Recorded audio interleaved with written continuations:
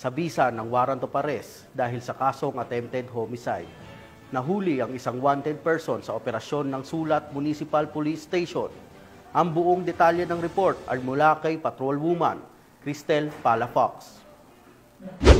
Otoridad ang isang lalaking wanted person na may kasong attempted homicide sa Barangay Santo Tomas, Sulat, Eastern Samar. Naresto ang akusado bandang alas 10:30 ng umaga ng mga tauhan ng Sulat Municipal Police Station kasama ang Eastern Samar Provincial Intelligence Unit, 801st Maneuver Company, Regional Mobile Force Battalion 8 at Regional Intelligence Division, Regional Special Operations Unit 8 sa bisa ng warrant of arrest para sa kasong attempted homicide na may nirekomendang piyansa na 36,000 pesos para sa pansamantalang kalayaan. Dinala ang akusado sa Sulat MPS para sa kaukulang dokumentasyon at tamang disposisyon. Ang operasyon ay naging matagumpay sa pakikipagtulungan ng mamamayan upang mapaigting ang kampanya kontra kriminalidad para mapanagot ang mga taong may sala sa batas at mapanatiling ligtas ang komunidad tungo sa bagong Pilipinas.